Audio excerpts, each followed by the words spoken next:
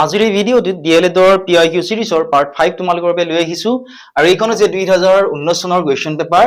এই কুৱেশ্যন পেপাৰখনৰ বাকি যি কেইটা কুৱেশ্যনৰ আনসাৰ তোমালোক কৰি দিবলৈ ৰৈ গৈছিলে ইয়াৰে আনসাৰখিনি তোমালোক আমি কৰি দিবলৈ চেষ্টা কৰিম। গতিকে তোমালোকে ভিডিঅ'টো মনোযোগেৰে শেষলৈকে চাই থাকিবা হয়নে। ইয়াৰ আগৰ যেটো ভিডিঅ' আছিল ইয়াতে মেথছৰ যিমান কেইটা কুৱেশ্যন আছিল অৰ্থাৎ কুৱেশ্যন নম্বৰ 55 লৈকে যিমান কেইটা কুৱেশ্যন আছিল গোটেইখিনিৰ আনসাৰ তোমালোক কৰি দিছিলো। তোমালোকে বহুতে ভিডিঅ'টো চাই ভাল পাইছা আৰু বহুতে ভিডিঅ'টো লাইকো কৰিছা, গতিকে তোমালোকক অশেষ ধন্যবাদ। এতিয়া চোৱা কুৱেশ্যন নম্বৰ 56 ৰ পৰা আমি চাও।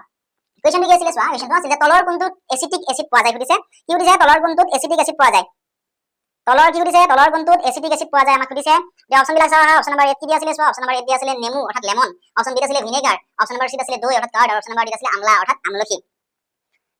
গতিকে এই কুৱেশ্যনটোৰ কাৰেক্ট আনসাৰ কোনটো হ'ব চোৱা, যেটো কাৰেক্ট আনসাৰ ইয়াতে শুদ্ধ চিন দি থোৱা আছে এটো শুদ্ধ নহব পাৰে, ঠিক আছে। গতিকে চোৱা আমাক কি সুধিছে তলৰ কোনটোত এচিটিক এসিড পোৱা যায় হিয়া সুধিছিলে হয়নে। গতিকে এচিটিক এসিড হলে কি হ'ব ভিনেগাৰ হ'ব correct answer option number B. কিহৰ কাৰণে ভিনেগাৰ কাৰেক্ট হ'ব চোৱা, ভিনেগাৰ হৈছে মূলত পানী আৰু এচিটিক এসিডৰ মিশ্ৰণ, ঠিক আছে। ভিনেগাৰ কি হয় মূলত পানী আৰু এচিটিক এসিডৰ মিশ্ৰণ। গতিকে এচিটিক এসিড ক'ত পোৱা যায় সুধিছে, ভিনেগাৰ হ'ব কাৰেক্ট আনসাৰ। কুৱেশ্যন নম্বৰ 57 চোৱা, উদ্ভিদৰ প্ৰজনন অংগ হৈছে অপচন এ আছিল পাত, বি কাণ্ড, সি ফুল, বি সি মূল, D full. The reproductive part of plant is option A leaf, B stem, C root, D flower. আমাক কি সুধিছিল উদ্ভিদৰ প্ৰজনন অংগৰ কথা সুধিছিলে। উদ্ভিদৰ প্ৰজনন অংগ কি হয়, উদ্ভিদৰ প্ৰজনন অংগ হৈছে ফুল, ঠিক আছে। অপচন নম্বৰ ডি টো হ'ব এই কুৱেশ্যনটিৰ কাৰেক্ট আনসাৰ। কিহৰ কাৰণে উদ্ভিদৰ প্ৰজনন অংগ বুলি কোৱা হয় সেয়াও তোমালোকে জানিব লাগিব। এতিয়া চোৱা ফুল হৈছে উদ্ভিদৰ প্ৰজনন অংগ। কিয় প্ৰজনন অংগ বুলি কোৱা হয়, কাৰণ ইয়াত কি থাকে পুংকেশৰ আৰু স্ত্ৰীকেশৰ থাকে, ইয়াৰ দ্বাৰা উদ্ভিদৰ কি হয় বংশ বৃদ্ধি হয়, ঠিক আছে। এতিয়া আমি নেক্সটটো চাও আহা। চোৱা 58 নম্বৰটো চোৱা কি দিয়া আছিল, 58 নম্বৰ দিছিল পলিঅ ৰোগত আক্ৰান্ত হয়। পলিঅ ৰোগত কিহৰ দ্বাৰা আক্ৰান্ত হয় সুধিছিলে, ভাইৰাছৰ দ্বাৰা, প্ৰটোজোৱাৰ দ্বাৰা, ভেকুৰৰ দ্বাৰা নে বেক্টেৰিয়াৰ দ্বাৰা। Polio is caused by option A virus, B protozoa, C fungus, D bacteria. এতিয়া পলিঅ ৰোগত কিহৰ দ্বাৰা আক্ৰান্ত হয় সেয়া আমাক সুধিছিলে। পলিঅ ৰোগত আক্ৰান্ত হয় ভাইৰাছৰ দ্বাৰা। গতিকে অপচন নম্বৰ এটো হ'ব এই কুৱেশ্যনটিৰ কাৰেক্ট আনসাৰ, ঠিক আছে। Option A virus correct answer. চোৱা পলিঅ কি হয় মাৰাত্মক ৰোগ হয়নে, আৰু এই ৰোগটো কিহৰ বাবে হয়, এই ৰোগটো হয় পলিঅ ভাইৰাছৰ বাবে। এই ৰোগটো সাধাৰণতে আজিকালি প্ৰায় কমকে দেখিবলৈ পোৱা যায়। ইয়াৰ কাৰণে কাৰণ আমাক সৰুতে কি কৰে, সৰুতে আমাক ভ্যাকচিন বিলাক দিয়ে। গতিকে এই ৰোগটো আজিকালি প্ৰায় কমকে হোৱা দেখিবলৈ পোৱা যায়। এতিয়া আমি নেক্সট কুৱেশ্যনটো চাও আহা। Question number 59। কুৱেশ্যনটো কি আছিল তোমালোকে চোৱা, কুৱেশ্যনটো আছিল যে তলত উল্লেখ কৰা কোনটো সূত্ৰ শুদ্ধ। কি সুধিছে চোৱা, তলত উল্লেখ কৰা কোনটো সূত্ৰ শুদ্ধ সেয়া আমাক সুধিছে। এতিয়া অপচন বিলাক চোৱা আৰু কোনটো অপচন কাৰেক্ট হ'ব জনোৱাচোন। ধুনীয়াকৈ অপচন বিলাক চোৱা, বহুত বেছি ইম্পৰ্টেণ্ট হয় এই সূত্ৰ কেইটা। আমাক কি সুধিছে তলত উল্লেখ কৰা কোনটো সূত্ৰ শুদ্ধ সেয়া আমাক সুধিছিলে হয়নে। কোনটো সূত্ৰ শুদ্ধ হ'ব চোৱা, এইটো দুটিৰ এইটো সূত্ৰ হ'ব জানো, এইটো নহয়, এইটো নহয়, বি নম্বৰটো নহয়, কাৰেক্ট হ'ব সিটো, ঠিক আছে। দুটিৰ যিটো সূত্ৰ, ঠিক আছে। পদাৰ্থবিজ্ঞানৰ মতে কোনো বস্তু একক সময়ত অতিক্ৰম কৰা দূৰত্বকে কি বুলি কোৱা হয়, দ্ৰুতি বুলি কোৱা হয়, ঠিক আছে। গতিকে দূৰত্বক যেতিয়া সময়ৰে হৰণ কৰা হয় তেতিয়া দ্ৰুতিটো পোৱা যায়। অপচন নম্বৰ সি টো এই কুৱেশ্যনটিৰ কাৰেক্ট আনসাৰ হ'ব। এতিয়া আমি নেক্সট কুৱেশ্যনটো চাও। Question number 60। কুৱেশ্যনটো কি আছিল তোমালোকে চোৱা,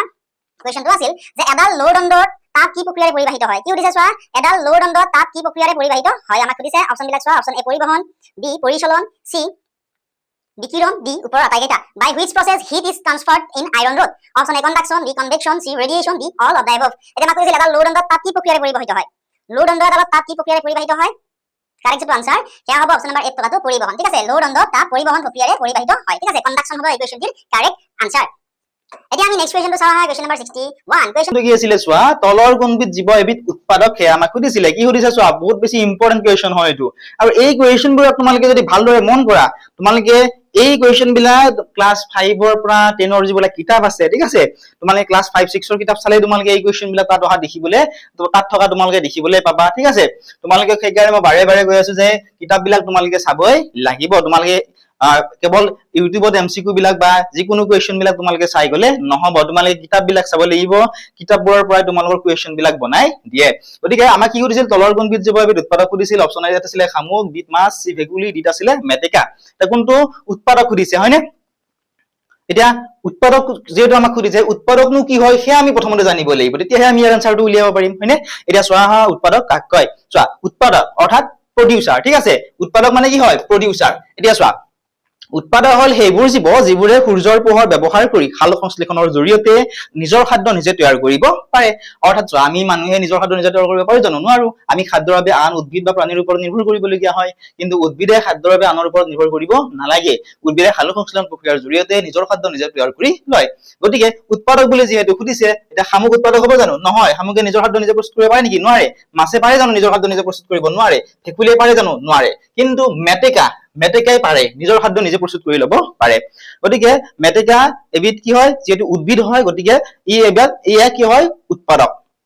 আৰু ইয়াত যে আছে শামুক, মাছ, ভেকুলী এইবোৰ কি হয়, উপভোক্তা হয়। এতিয়া আমি নেক্সট কুৱেশ্যনটো চাওঁ কুৱেশ্যন নম্বৰ 62 কুৱেশ্যনটো কি আছিল চোৱা কুৱেশ্যনটোৰ আনসাৰটো কৈ দিয়া আগতে যদি তোমালোকে ভিডিঅ'সমূহ চাই ভাল পোৱা ভিডিঅ'টো লাইক কৰি দিয়া আৰু কমেন্ট সেকশনত কমেন্ট কৰি জনাবলৈ নাপাহৰিবা যে ভিডিঅ'টো চাই কেনে পালা লগতে তোমালোকে আন কোনটো টপিকৰ ওপৰত ভিডিঅ' লাগে আমাক জনাবা আমি সেই টপিকটোৰ ওপৰত ভিডিঅ' বনাই দিবলৈ চেষ্টা কৰিম এতিয়া চোৱা কুৱেশ্যনটো বিলুপ্ত প্ৰাণীৰ এটা উদাহৰণ সুধিছিলে অপচন এ আছিলে গড় ৰাইন'চৰছ বি ডডো C শগুন ভালচাৰ D দেওহা হোৱাইট উইং উদ্দাক আমাক কি সুধিছিলে an example of extinct animal is বিলুপ্ত প্ৰাণীৰ এটা উদাহৰণ সুধিছে হয়নে এতিয়া চোৱা বিলুপ্ত প্ৰাণী কাক কয় হেও তোমালোকে জানিব লাগিব চোৱা যিবোৰ প্ৰাণী পৃথিৱীৰ পৰা চিৰদিনৰ বাবে নাইকিয়া হৈ গৈছে সেইবোৰকে কি কয় বিলুপ্ত প্ৰাণী অৰ্থাৎ যিবোৰ প্ৰাণী আগতে আছিল কিন্তু সময়ৰ খুঁটত বা সময়ৰ অতিবাহিত হোৱাৰ লগে লগে বিভিন্ন কাৰণত প্ৰাকৃতিক হওক বা মানৱজনিত কাৰণত হওক বিভিন্ন কাৰণত সেইবোৰ নোহোৱা হৈ গৈছে তেনেকুৱা প্ৰাণী কি বুলি কোৱা হয় বিলুপ্ত প্ৰাণী বুলি কোৱা হয় এতিয়া চোৱা গড় আছে নে নাই গড় আমাৰ কাজিৰঙাত গলে তোমালোকে দেখিবলৈ পাবা এশিঙীয়া গড় হয়নে এটো বিলুপ্ত হবনে নহয় ডডো হয় জানো নেক্সট চোৱা ভালচাৰ মানে কি শগুন বিলুপ্ত হৈছে জানো আমি দেখিবলৈ পাওঁই হয়নে চোৱা হোৱাইট উইং উদ্দাক এটো বিলুপ্ত হৈছে নে বিলুপ্ত হৈছে জানো অৰ্থাৎ হোৱাইট উইং উদ্দাক মানে কি দেওহা বিলুপ্ত হোৱা নাই কিন্তু ডডো যিটো চৰাই আছে এটো বহু বছৰ আগতে পৃথিৱীৰ পৰা বিলুপ্ত হৈ গৈছে ঠিক আছে গতিকে অপচন নম্বৰ বি টো কাৰেক্ট আনসাৰ হ'ব আই গৈছো বুজি পাইছা ধুনীয়াকে এতিয়া আমি নেক্সট টু চাও হা কোৱেশ্চন নম্বৰ 63 কোৱেশ্চনটো কি আছিল তোমালোকে চোৱা কোৱেশ্চনটো বহুত বেছি ইম্পৰ্টেন্ট হয় কাৰণ নৱীকৰণক্ষম শক্তি বা অনৱীকৰণযোগ্য শক্তি বা নৱীকৰণযোগ্য শক্তি অনৱীকৰণযোগ্য শক্তি ইয়াৰ ৰিলেটেড কুৱেশ্চন প্ৰায়ে পৰীক্ষাত আহি থকা দেখিবলৈ পোৱা যায় এতিয়া চোৱা আমাৰ কি সুধিছিলে তলৰ কোনটো অনৱীকৰণক্ষম শক্তিৰ উৎস অনৱীকৰণক্ষম এতিয়া আনসাৰটো উলিয়াৰ আগত আমি কি জানিব লাগিব যে অনৱীকৰণক্ষম বা অনৱীকৰণযোগ্য সম্পদ কোনবিলাক কোৱা হয় সেয়া আমি প্ৰথমতে জানিব লাগিব তেতিয়াহে আমি ইয়াৰ আনসাৰটো উলিয়াবলৈ পাৰিম আমাক কি সুধিছিলে which one of the following is non renewable resource of energy option আছিল এয়াৰ অৰ্থাৎ বায়ু কোয়েল অৰ্থাৎ কয়লা প্লান্ট অৰ্থাৎ উদ্ভিদ সোলাৰ এনাৰ্জি অৰ্থাৎ সৌৰ শক্তি আমাক সুধিছিলে তলৰ কোনটো অনৱীকৰণক্ষম শক্তিৰ উৎস এতিয়া তোমালোকে চোৱা অনৱীকৰণ শক্তি কোনবিলাক যিবিলাক ধৰা বাৰে বাৰে যদি আমি ব্যৱহাৰ কৰি থাকো এটা সময়ত নোহোৱা হৈ যোৱাৰ চান্স থাকে বা ভৱিষ্যতে ভৱিষ্যত প্ৰজন্মৰ কাৰণে সেইখিনি কি হ'ব নোহোৱা হৈ যাব পাৰে গতিকে অনৱীকৰণটো অক্ষম শক্তিৰ উৎস বুলি যেহেতু সুধিছে কাৰেক্ট আনসাৰ কোনটো হ'ব এতিয়া চোৱা বায়ু আমি যিমান ব্যৱহাৰ কৰিলেও শেষ হৈ যাব জানো নহয় উদ্ভিদ শেষ হ'ব জানো নহয় কাৰণ উদ্ভিদ যদি আমি ৰোপণ কৰো আকৌ সেইখিনি আমি পাব পাৰো সৌৰ শক্তি অৰ্থাৎ সূৰ্যৰ পৰা পোৱা শক্তি শেষ হ'ব নেকি নহয় কিন্তু কয়লা প্ৰস্তুত হওঁতে বা কয়লা হওঁতে বহুত বছৰ বা বহুত হাজাৰ বছৰৰ প্ৰয়োজন হয় ঠিক আছে গতিকে কয়লা কি হ'ব অনৱীকৰণক্ষম শক্তিৰ উৎস হ'ব কাৰণ কয়লা যদি আমি বহু বেছি পৰিমাণে ব্যৱহাৰ কৰি থাকো ভৱিষ্যত প্ৰজন্মৰ কাৰণে কি হ'ব সেইখিনি নোহোৱা হৈ যাব এতিয়া নেক্সট চোৱা 64 বায়ুত থকা জলীয় বাষ্পৰ পৰিমাণ জোখা সঁজুলিবিধ হ'ল যোৱাকালি মই এটা ভিডিঅ' আপলোড কৰি দিছিলো তাত মেজাৰমেন্টছ এণ্ড ইনষ্ট্ৰুমেন্টৰ ৰিলেটেড কুৱেশ্চন তোমালোকক দি দিছিলো হয়নে গতিকে চোৱা এনেকুৱা ধৰণৰ কুৱেশ্চনে তোমালোকৰ পৰীক্ষাত আহি থাকে ঠিক আছে চোৱা এখন 2019 ত আহিছিলে এইটো বায়ুত থকা জলীয় বাষ্পৰ পৰিমাণ জোখা সঁজুলিবিধ হ'ল যোৱাকালিৰ ভিডিঅ'টো যিসকলে চাইছা আনসাৰটো কমেন্ট কৰাচোন কোনটো অপচন কাৰেক্ট হ'ব instrument which is used to measure water vapour in the air is কোনটো অপচন কাৰেক্ট হ'ব অপচন আছিলে thermometer rain gauge hygrometer anemometer কোনটো অপচন কাৰেক্ট হ'ব মা কি সুধিছিল বায়ুত থকা জলীয় বাষ্পৰ পৰিমাণ জোখা সঁজুলিবিধৰ নাম সুধিছিলে গতিকে চোৱা কাৰেক্ট যেটো আনসাৰ হেয়া হাইগ্ৰমিটাৰে হ'ব অপচন নম্বৰ সি টো কাৰেক্ট আনসাৰ ঠিক আছে এতিয়া চোৱা থাৰ্মোমিটাৰ যে অপচনটো আছিল থাৰ্মোমিটাৰে কি জোখে থাৰ্মোমিটাৰৰ উষ্ণতা এনিমোমিটাৰ কি জোখে বতাহৰ গতিবেগ হয়নে আৰু ৰেইন গজে কি জোখে ৰেইন গজে বৰষুণৰ পৰিমাণ ঠিক আছে এটা নিৰ্দিষ্ট ঠাইত বৰষুণৰ পৰিমাণটো ৰেইন গজ ব্যৱহাৰ কৰি আমি জুখিব পাৰো বা জানিব পাৰো নেক্সট চাও আহা কুৱেশ্চন নম্বৰ 65 টু কুৱেশ্চনটো কি আছিল তোমালোকে চোৱা কুৱেশ্চনটো আছিল যে চলি থকা বিজুলী পাংখা এখনৰ গতিটো কি হয় কি সুধিছে চোৱা চলি থকা বিজুলী পাংখা এখনৰ গতিটো কি হয় সুধিছে অপচন চোৱা এত আছিলে সৰল ৰৈখিক গতি বি বৃত্তীয় গতি সি পৰ্যাবৃত্ত গতি ডি আছিলে ওপৰৰ এটাও নহয় আমাক কি সুধিছিলে চলি থকা বিজুলী পাংখা এখনৰ গতিটো হ'ল motion of the revolving fan is option A linear motion B circular motion C periodic motion D none of the above আমাক কি সুধিছিলে চলি থকা বিজুলী পাংখা এখনৰ গতিটো চোৱা বিজুলী পাংখাখনৰ গতিটো যেহেতু আমাক সুধিছিলে হয়নে গতিকে বিজুলী পাংখাখনে কেনেকুৱা ধৰণে গতি কৰে চোৱা বৃত্তাকাৰ পথ অনুসৰণ কৰে হয়নে বিজুলী পাংখাখন তোমালোকে মনতে ভাবাচোন কেনেকুৱা ধৰণে বৃত্তাকাৰ পথ কি কৰে অনুসৰণ কৰে ঠিক আছে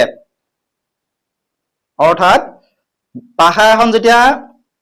বিজুলী পাংখাখনৰ যেতিয়া পাখা এখন ঘূৰি থাকে তেতিয়া ইয়াৰ ব্লেডৰ যিকোনো এটা বিন্দুৱে কি কৰে এটা বৃত্তাকাৰ পথ অনুসৰণ কৰে ঠিক আছে যেহেতু তাত কি নাই ঘূৰ্ণন গতিটো নাই গতিকে বৃত্তীয় গতি কি হ'ব কাৰেক্ট আনসাৰ হ'ব সাৰ্কুলাৰ মোচনে হ'ব এই কোৱেশ্চনটিৰ কাৰেক্ট আনসাৰ আগৰজু দুনিয়াকে তোমালোকে বুজি পাইছা এতিয়া আমি নেক্সট কোৱেশ্চনটো চাও আহা কোৱেশ্চনটো কি আছিল চোৱা কোৱেশ্চনত আমাক কৰিছিল চোৱা সংবিধানৰ কোনটো অনুচ্ছেদত উল্লেখ কৰা হৈছে যে ৰাজ্যই পৰিৱেশৰ সুৰক্ষা আৰু উন্নীতকৰণ আৰু দেশৰ বন আৰু বন্যপ্ৰাণীৰ ৰক্ষণাবেক্ষণৰ বাবে চেষ্টা কৰিব In which of the following article of the Constitution states that the state shall endeavor to protect and improve the environment and to safeguard the forest and wildlife of the country? Option A asile 1948A, option B asile 1951A, option C asile Article 21 আৰু option number D asile Article 39A. আমাৰ কি হৈছে সংবিধানৰ কোনটো অনুচ্ছেদত উল্লেখ কৰা হৈছে যে ৰাজ্যই পৰিৱেশৰ সুৰক্ষা আৰু উন্নীতকৰণ আৰু দেশৰ বন আৰু বন্যপ্ৰাণীৰ ৰক্ষণাবেক্ষণৰ বাবে চেষ্টা কৰিব এতিয়া কোনটো অপচন কাৰেক্ট হ'ব অপচন বিলাকৰ ভিতৰত কোনটো অপচন কাৰেক্ট হ'ব এই যিকেইটা অপচন আছে এই অপচন কেইটাৰ ভিতৰত কোনটো অপচন কাৰেক্ট হ'ব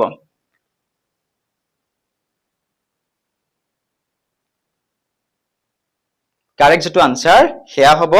অপচন নাম্বাৰ এ টু 1948 এ অৰ্থাৎ আৰ্টিকল 48 হ'ব কাৰেক্ট আনসাৰ অৰ্থাৎ চোৱা ভাৰতীয় সংবিধানৰ আৰ্টিকল 48 ৰ 8 ঠিক আছে এটো যেটো অনুচ্ছেদ আছিল এই অনুচ্ছেদত ধুনিয়াকে বা স্পষ্টকে উল্লেখ কৰা আছে যে ৰাজ্যই পৰিৱেশ সুৰক্ষা আৰু উন্নত কৰাৰ লগতে দেশৰ বন আৰু বন্যপ্ৰাণীসমূহ ৰক্ষা কৰিবৰ কাৰণে যত্ন কৰিব ঠিক আছে গতিকে এই অপচনটোৱে হ'ব এই কোৱেশ্চনটিৰ কাৰেক্ট আনসাৰ নেক্সট কোৱেশ্চন চোৱা 67 নম্বৰ কোষকেন্দ্ৰ আৰু কোষবেৰৰ মাজত থকা জেলি সদৃশ পদাৰ্থৰ ভিতৰৰ নাম সুধিছে কোনটো অপচন কাৰেক্ট হ'ব কোষকেন্দ্ৰ আৰু কোষবেৰৰ মাজত থকা জেলি সদৃশ পদাৰ্থ হয়নে The jelly-like substance between the nucleus and the cell membranes is option A asile ৰসধানী B অতিকেন্দ্ৰ C কোষপৰক D Golgi body কোনটো অপচন কাৰেক্ট হ'ব এতিয়া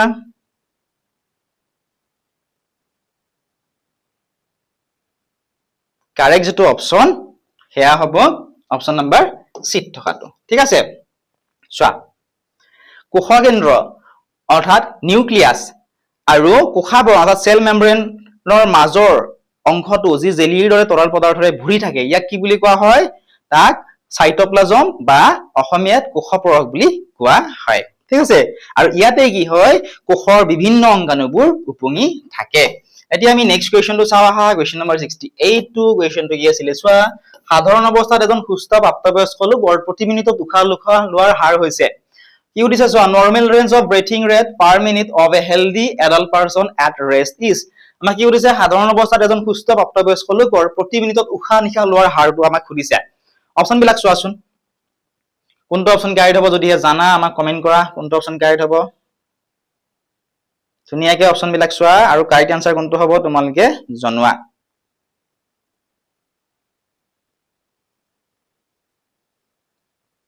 অপচন বিলাক কি দিছিলে চোৱা অপচন এ দিছিলে 9 ৰ পৰা 12 অপচন বি আছিলে 12 ৰ পৰা 20 অপচন সি আছিলে 21 ৰ পৰা 24 অপচন ডি আছিলে 30 ৰ পৰা 33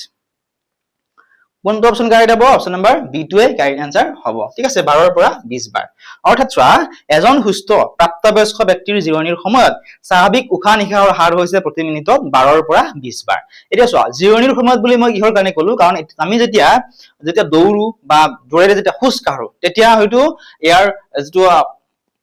উশাহ নিশাহ লোৱাৰ হাৰ ইয়াৰ মানে চেঞ্জ হ'ব পাৰে ঠিক আছে গতিকে মনত ৰাখিবা যেটো আমাৰ সাধাৰণ অৱস্থা বুলি কৈছে কোৱেশ্চনটো তোমালোকে ভালদৰে চাব লাগিব যেটো আমাৰ সাধাৰণ অৱস্থা বুলি কৈছে অৰ্থাৎ জিৰণি লৈ থকা অৱস্থা ঠিক আছে যেতিয়া আমি ধৰা হেভি কোনো কাম নকৰো বা দৌৰা বা খোজ কাঢ়ি নাথাকো বা দৌৰা দৌৰি নকৰো যেনেকুৱা অৱস্থাৰ কথা কৈছে এজন সুস্থ প্ৰাপ্তবয়স্ক লোকৰ প্ৰতি মিনিটত উশাহ নিশাহ লোৱাৰ হাৰ 12 ৰ পৰা 20 বাৰ গতিকে অপচন বি টো কাৰেক্ট আনসাৰ হ'ব নেক্সট ওয়ান নাইট্ৰজেন স্থিতিকৰণৰ দ্বাৰা মাটিৰ উৰ্বৰতা বৃদ্ধি কৰিবলৈ তলৰ কোনটোৱে সহায় কৰে অপচন এ ভাইৰাছ বি খেলাই চি ভেঁকুৰ ডি বেক্টেৰিয়া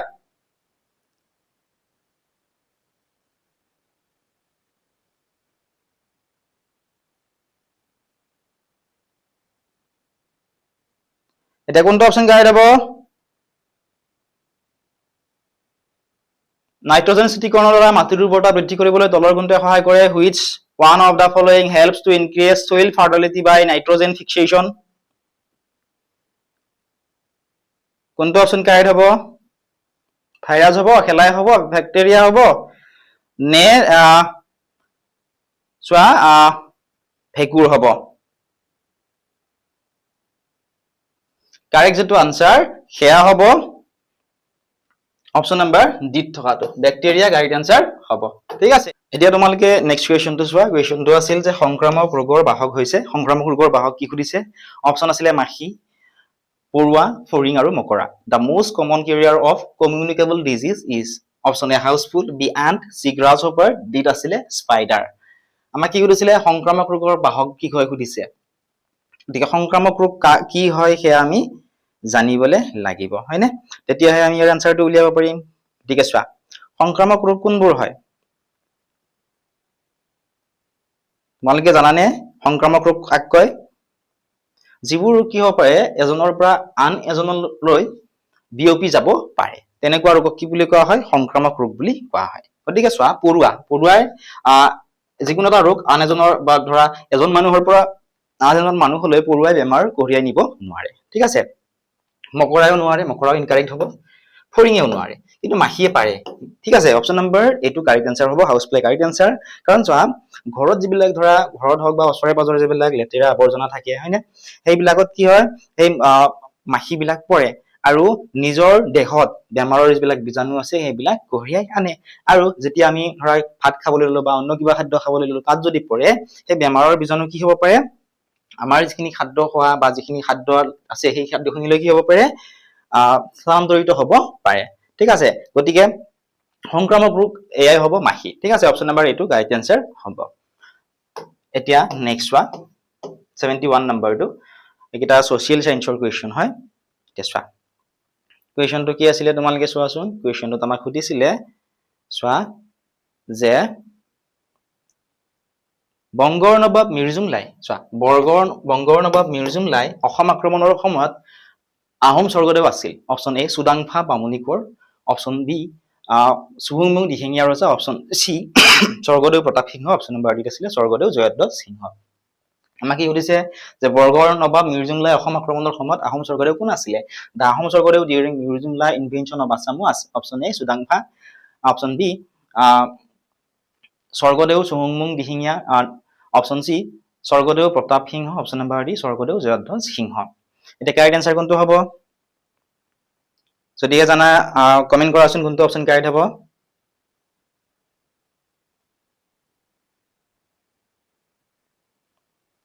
আমাক কি সুধিছিলে বৰ্গৰ নবাব মিৰ্জুমলাই অসম আক্ৰমণৰ সময়ত আহোম স্বৰ্গদেউ কোন আছিলে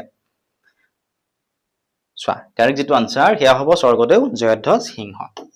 এতিয়া চোৱা মনত ৰাখিবা যে 1962 চনত মোগল সম্ৰাট ঔৰংগজেবৰ সেনাপতি মিৰ্জুমলাই অসম আক্ৰমণ কৰিছিলে আৰু সেই সময়ত স্বৰ্গদেউ জয়ধ্বজ সিংহ অসমৰ ৰজা আছিল মোগলৰ আক্ৰমণত তিষ্ঠিব নোৱাৰি তেওঁ ৰাজধানী এলাই পৰাই যাবলগীয়া হোৱাৰ বাবে তেওঁক ভগনীয়া ৰজা বুলিও জনা যায় আৰু ইয়াৰ পিছতে অৰ্থাৎ তেওঁ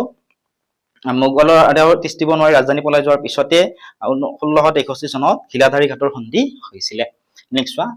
72 নম্বৰ আহোম আৰু মোগলৰ মাজত শেষৰখন যুদ্ধ ক'ত হৈছিল অন্তিমখন যুদ্ধৰ কথা সুধিছে অপশন বিলাক চোৱা এত আছিল হৰাইঘাট 1671 বি ইটাখুলিত 1682 খ্ৰীষ্টাব্দত সি গড়গাঁৱত 1662 খ্ৰীষ্টাব্দত ডি মহকুলিত 1653 খ্ৰীষ্টাব্দত when and where the last battle between the Ahom and Mughals took place option বিলাক চোৱা কাৰেক্ট আনসাৰ কোনটো হ'ব জানানে চোৱা কাৰেক্ট যেটো আনসাৰ সেয়া অপশন নম্বৰ বি টোৱে হ'ব মনত ৰাখিবা চোৱা 1682 চনত ব্ৰহ্মপুত্ৰৰ পাৰত অৰ্থাৎ ব্ৰহ্মপুত্ৰ পাৰ মানে বৰ্তমান গুৱাহাটী ঠিক আছে গুৱাহাটীৰ আহোম আৰু মোগলৰ মাজত শেষৰবাৰৰ বাবে বৰ ডাঙৰকৈ যুদ্ধ হৈছিল ঠিক আছে আৰু সেই যুদ্ধত নেতৃত্ব কোনে দিছিলে গদাধৰ সিংহ নেতৃত্ব দিছিল আৰু তেওঁৰ নেতৃত্বত আহোম সেনাই মোগলসকলক শোচনীয়ভাৱে পৰাস্ত কৰিছিল ঠিক আছে আৰু তেওঁলোকক অৰ্থাৎ মোগলসকলক মানস নদীৰ সিপাৰলৈ খেদি পঠিয়াই কামৰূপ পুনৰ উদ্ধাৰ কৰিছিল যেহেতু আমাক কোৱেশ্চনত সুধিছিল আহোম আৰু মোগলৰ মাজৰ শেষৰখন যুদ্ধ ক'ত আৰু কেতিয়া হৈছিল correct answer option number B টোৱে হ'ব ইটাখুলিত হৈছিল 1682 খ্ৰীষ্টাব্দত ঠিক আছে ইটাখুলি মানে বৰ্তমানৰ গুৱাহাটী নেক্সট চোৱা কোৱেশ্চনটো কি আছিল চোৱা কোৱেশ্চনটো আছিল যে 1919 চনৰ চোৱা 1919 চনৰ 13 এপ্ৰিল তাৰিখটো ভাৰতৰ ইতিহাসত কি কাৰণে স্মৰণীয় 1919 চনৰ 13 এপ্ৰিল তাৰিখটো ভাৰতৰ ইতিহাসত কি কাৰণে স্মৰণীয় অপশন এ অসহযোগ আন্দোলন আৰম্ভ হৈছিল অপশন বি আইন অমান্য আন্দোলন সংঘটিত হৈছিল অপশন সি ৰবীন্দ্ৰনাথ ঠাকুৰে নোবেল পুৰস্কাৰ পাইছিল অপশন নম্বৰ ডি দিয়া আছিল জালিয়ানৱালাবাগৰ হত্যাকাণ্ড হৈছিল এটা কোনটো অপশন কাৰেক্ট হ'ব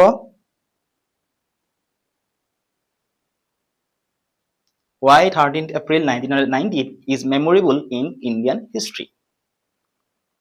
অপশন বিলাক চোৱাচোন কাৰেক্ট আনসাৰ কোনটো হ'ব question number 73 correct answer option number ডিটোৱে হ'ব জালিয়ানৱালাবাগৰ হত্যাকাণ্ড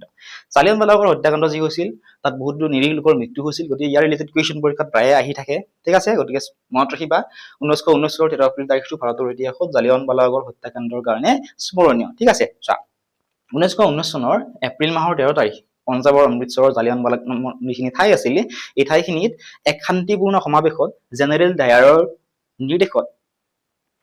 ব্ৰিটিছ সেনা কি কৰিছিলে নিৰপৰাধী যিসকল লোক আছিল তেওঁলোকৰ ওপৰত গুলী বৰ্ষণ কৰিছিলে আৰু এই যি শোকাবহ ঘটনা কাৰণ সেই গুলী বৰ্ষণত বহুতো মানুহৰ মৃত্যু হৈছিল আৰু মানুহখিনিয়ে কি কৰিছিল সেই যিখিনি আন্দোলন কৰিবলৈ গৈছিল তেওঁলোকে শান্তিপূৰ্ণভাৱে আন্দোলন কৰিছিল ঠিক আছে বা শান্তিপূৰ্ণভাৱে সমাৱেশত অংশগ্ৰহণ কৰিছিল গতিকে এই যিটো শোকাবহ ঘটনা আছিল এই শোকাবহ ঘটনাটোৱে ভাৰতীয় স্বাধীনতা আন্দোলনত এক নতুন গতি দিছিলে নেক্সট চোৱা কুৱেশ্চন নম্বৰ 74 কুৱেশ্চনটো কি আছিলে চাও আহা কুৱেশ্চনটো আছিল চোৱা কুৱেশ্চনটো কি আছিলে চোৱা কাৰ সভাপতিত্বত 1942 চনত ভাৰতীয় ৰাষ্ট্ৰীয় কংগ্ৰেছে দেশব্যাপী ভাৰত ত্যাগ আন্দোলনৰ প্ৰস্তাৱ গ্ৰহণ কৰিছিলে অপশন এ চোৱা অপশন এ আছিলে নেতাজী সুভাষ চন্দ্ৰ বসু বি সৰোজিনী নাইডু সি মৌলানা আবুল কালাম আজাদ আৰু অপশন নম্বৰ ডি আছিলে জৱাহৰলাল নেহৰু এটা কোনটো অপশন কাৰেক্ট হ'ব চোৱাচোন কাৰ সভাপতিত্বত 1942 চনত ভাৰতীয় ৰাষ্ট্ৰীয় কংগ্ৰেছে দেশব্যাপী ভাৰত ত্যাগ আন্দোলনৰ প্ৰস্তাৱ গ্ৰহণ কৰিছিলে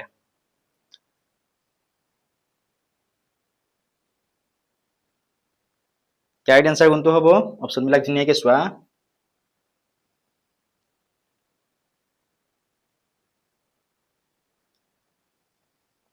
আৰু কমেন্ট কৰাচোন কোনটো অপশন কাৰেক্ট হ'ব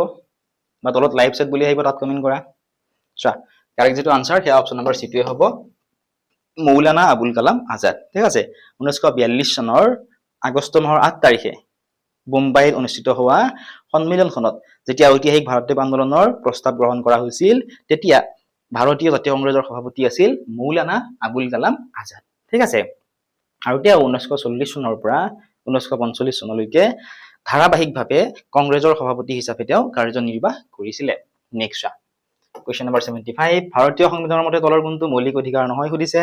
গতিকে সম্পত্তিৰ যিটো অধিকাৰ আছে ইংলিছত কৈ দিছো according to the constitution of India which of the following is not a fundamental right আমাক কি কৈছিলে যে ভাৰতীয় সংবিধানৰ মতে তলৰ কোনটো মৌলিক অধিকাৰ নহয় আগতে চোৱা সম্পত্তিৰ অধিকাৰটো মৌলিক অধিকাৰ অন্তৰ্ভুক্ত আছিল কিন্তু 1978 চনৰ যি 44তম সংশোধনী আইন আছিল সেই আইনৰ জৰিয়তে এই সম্পত্তিৰ অধিকাৰক মৌলিক অধিকাৰৰ পৰা আঁতৰাই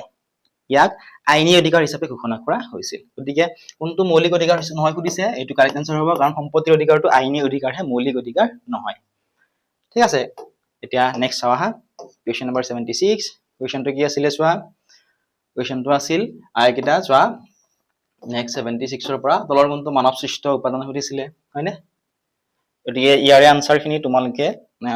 আমাৰ এপটো পাবা যদি এপটো ডাউনলোড কৰা নাই ডাউনলোড কৰি ল'বলৈ নাপাহৰিবা ডেসক্ৰিপচনত লিংকটো পাই যাবা ইয়াৰ ভিতৰত যদি কিবা কোৱেশ্চন আছে কমেন্ট সেকশনত সুধিবলৈ নাপাহৰিবা লগতে ফ্ৰী গ্ৰুপত যদি জয়েন কৰা নাই জয়েন কৰি ল'বা তাত বহুতো নোটছ পিডিএফ ফ্ৰী তোমালোকৰ বাবে দি থোৱা থাকে